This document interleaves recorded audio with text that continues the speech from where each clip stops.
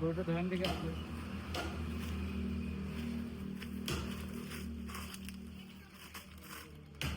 ঈদের দিন নিয়ে আসছেন কেন? আজকে যদি খাইতে পারলাম এই দিনে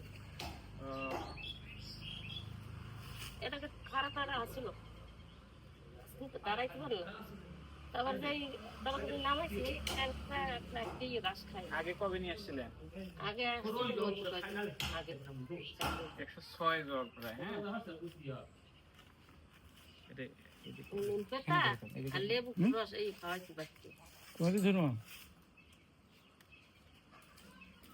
আর এইটা ওষুধ দিচ্ছে গিয়ে এই জন্য 6টা ইঞ্জেকশন।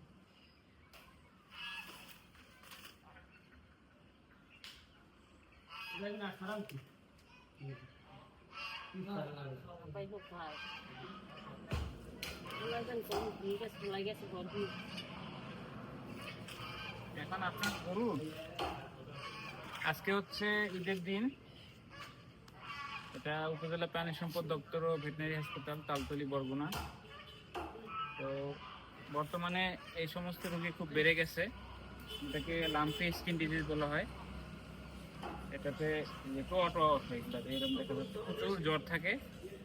তো উনি আগেও 6-7 দিন আগে নিয়ে আসছিলেন না? 6-7 দিন আগে নিয়ে আসছিল। তো আজকে ঈদের দিন, কিন্তু তারপরেও যেহেতু গরু অবস্থা খুবই খারাপ, উঠতে পারতেছে না, এই জন্য নিয়ে আসছে। তো গরুর 106 ডিগ্রি তাপমাত্রা আছে, জ্বর, শ্বাসকষ্ট খুব একটা নাই, হালকা একটা। গাছও খায়, দুধও খায়। বয়স কত? 3-4 মাস হইতে পারে। ও পাতা এখানে আছে আমাকে হাতালেন না স্যার গো। আচ্ছা, আমরা কিনছি, আমার মেয়ে কিনছে, আমার ছোট মেয়ে।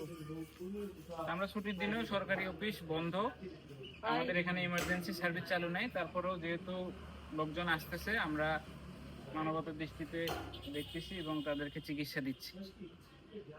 এবং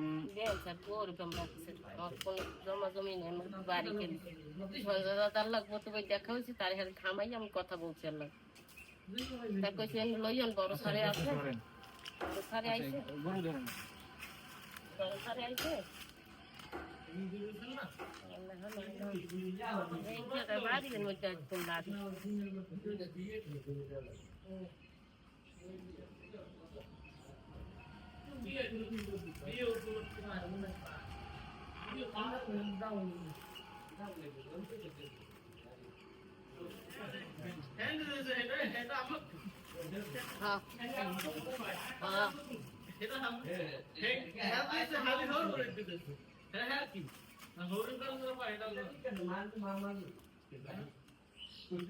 এইটাই আছে স্যার, এই সামনে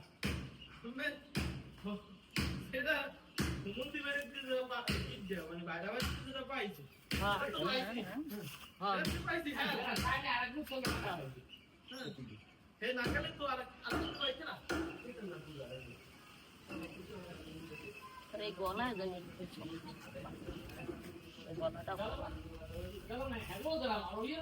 আমরা আজকে চিকিৎসাটাকে দিয়ে দিলাম, সাথে একটা প্রেসক্রিপশন লিখে দিতেছি।